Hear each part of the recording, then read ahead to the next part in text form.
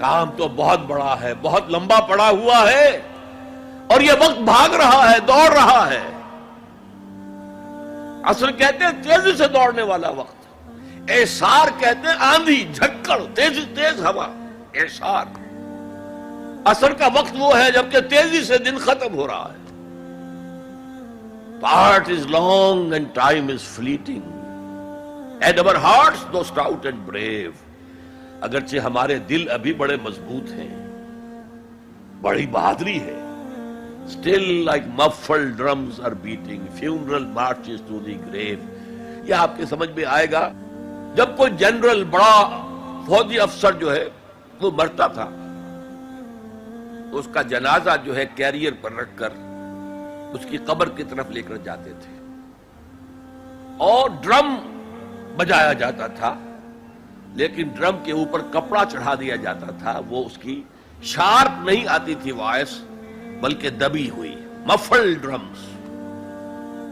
تو اگرچہ ہمارے دل بہت توانا ہے، فی الحال کوئی بیماری ابھی نہیں آئی ہے، لیکن ہم تو در حقیقت still like muffled drums are beating heart beat کا لفظ جس طرح کہ وہ ڈرم بجایا جا رہا ہے، بیٹنگ آف دی ڈرم، اسی طرح بیٹنگ آف دی ہارٹ، اس کے ساتھ ہم قدم بقدم اپنے گریو، اپنی قبر کی طرف جا رہے ہیں۔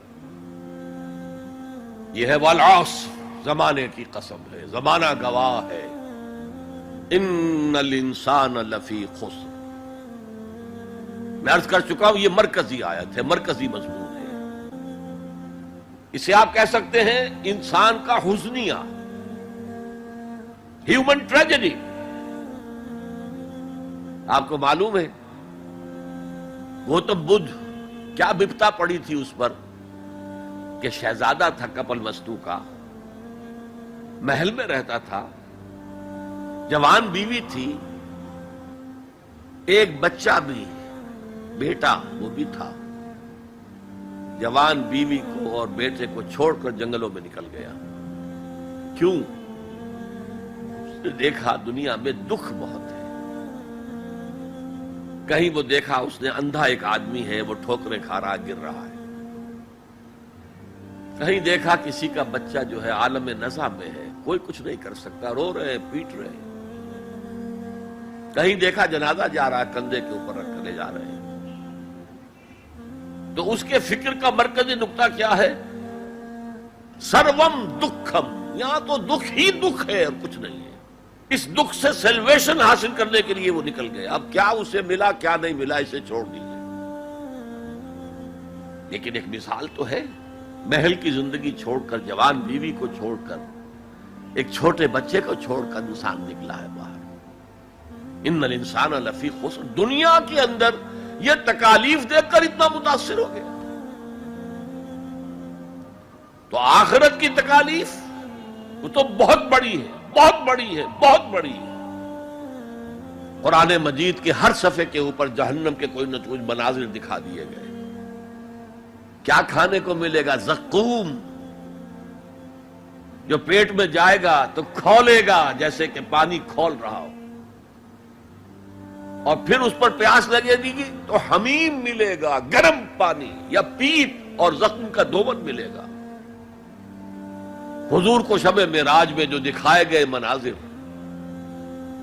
عذاب کس کس طور سے انسانوں کو ہوگا۔ والعصر ان الانسان لفی خسر، اور میں عرض کر چکا ہوں خسرن ہے، یہاں الخسر نہیں ہے۔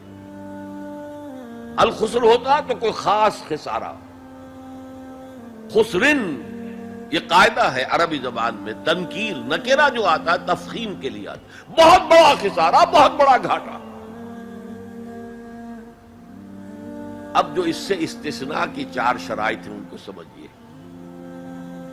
سب سے پہلے ایمان، اب یہاں تو ایک لفظ آیا ایمان،